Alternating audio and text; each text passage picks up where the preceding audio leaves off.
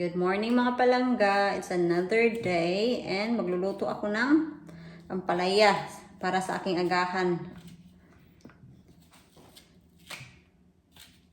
It's been a while mga palangga na hindi ako nakakain ito.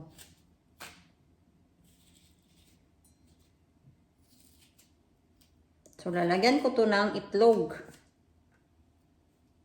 Or gigisahin ko lang siguro to as it is. And then mag-iitlog din ako. We'll see. Mas bit ko sana tong grilled kaso wala naman akong shrimp paste. So, gigisahin na lang natin to.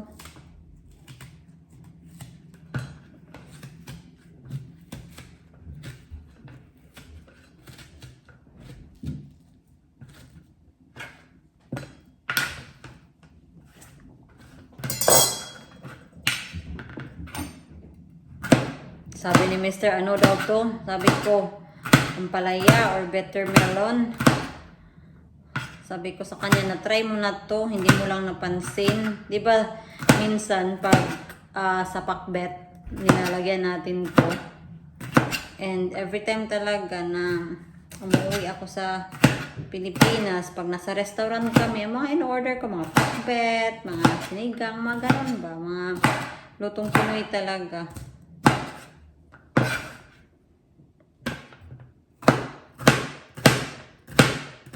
Alam nyo, yung 2 piraso nito, 3 pounds. Aniwan ko kung ilang kilo lang to. Mga, hindi nga umaabot to sa kilo mga palangga. Mga, siguro, either 250 grams or 300 grams ata. Diba? Sa probinsya, kung ano lang talaga, masipag ka sa probinsya, wala kang problema kung ano yung uulamin mo.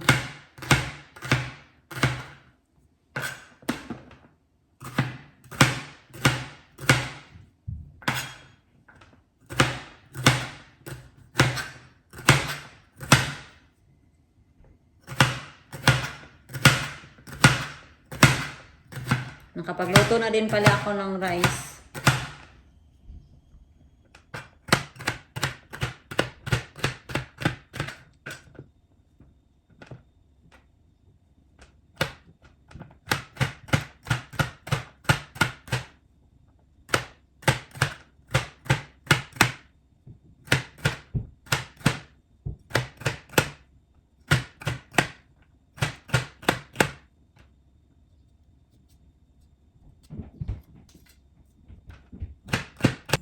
Lagyan ko lang to ng kaunting asin.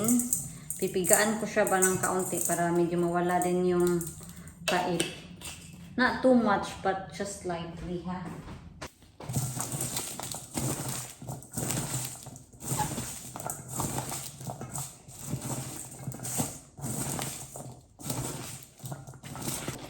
Wala namang juice na lumalabas mga palangga. Ang nangyari lang sa ampalaya ko ay sa durog. So, I think, yan na. Hugasan ko na lang to and then magluluto na tayo.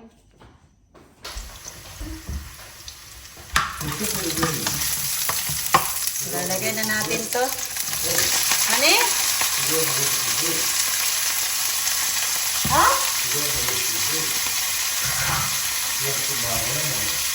We need to put a label on it.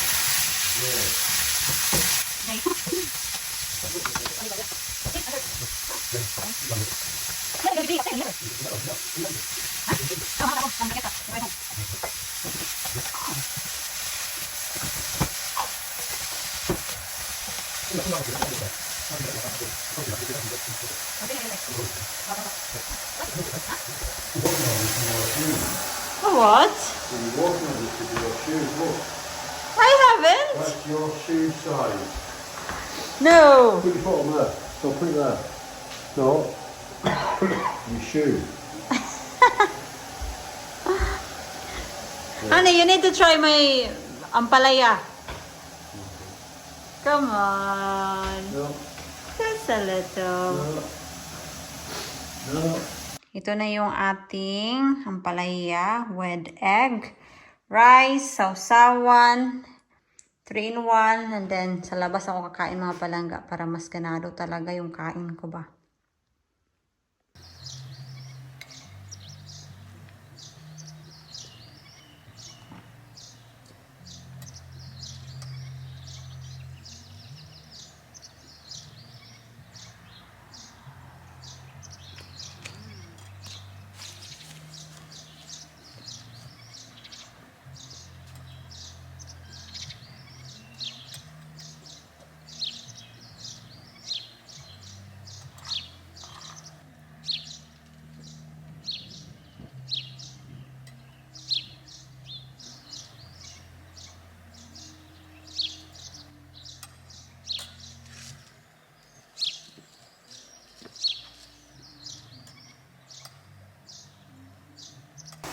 Maglilinis tayo sa enclosure mga loves.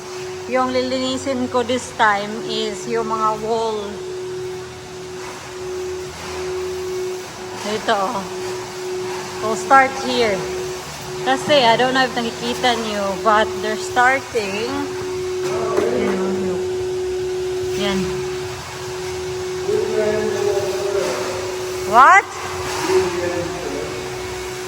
Do the end first daw. So we'll start here. Right, okay. I'm just gonna listen some music and then yeah, manood kayo.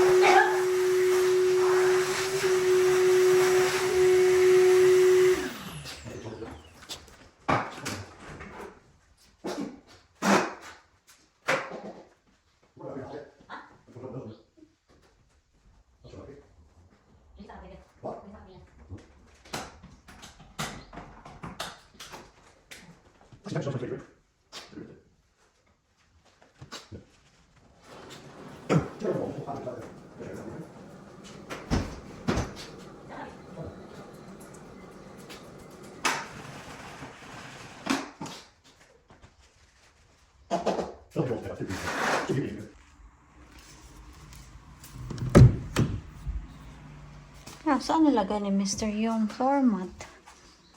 Okay. So, nilagay niya dito yung isa. And then, yung isa, dito namin yan ilalagay. There. Okay.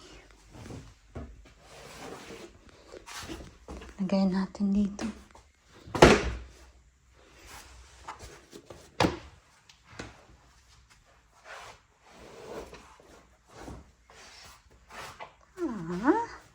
Very nice. Kasyang-kasya talaga siya sa door.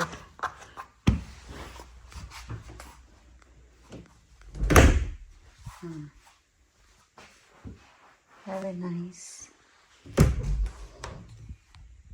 In-steam ko yung banana mga palangga na nabili ko kahapon sa Oriental Shop. Alam ko na steam din naman siya, pero gusto ko lang siyang i-steam ulit ba, pero para medyo mainit din.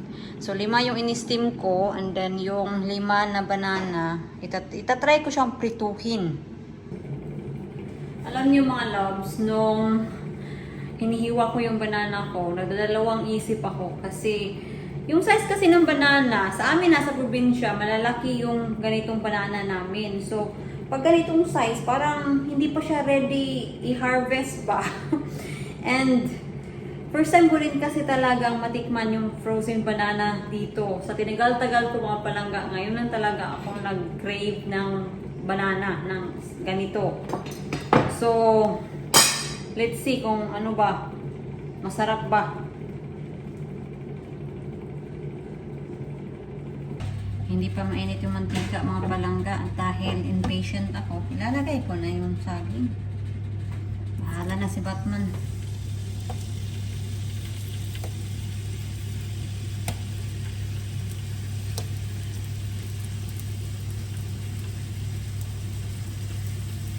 Yung kinalabasan ng ating saging naging double dead ba kasi nilaga na to. Prinito natin.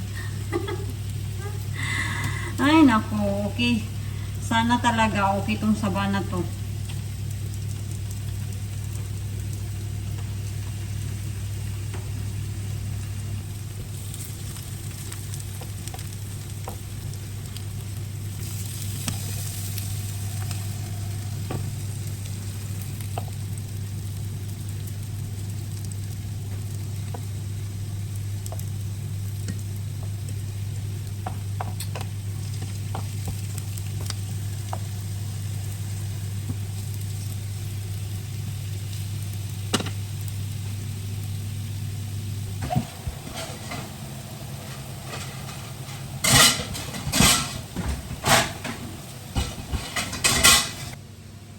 Titikman ko mga loves.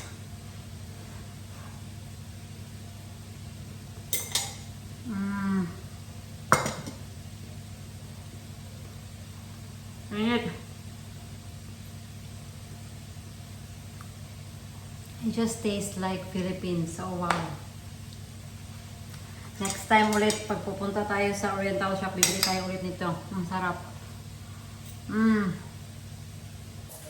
Sana no yung prinito natin masarap.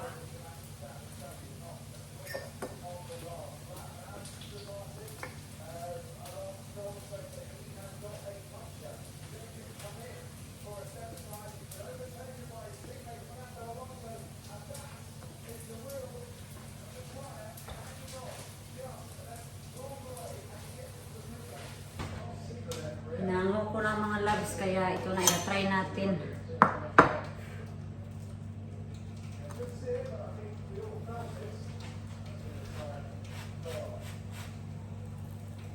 Ow, it's hot.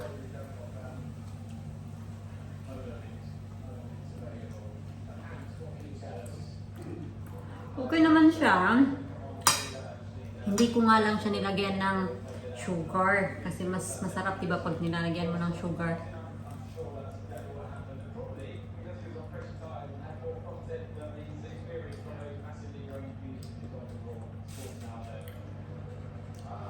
Pero matamis na naman siya, so no need na.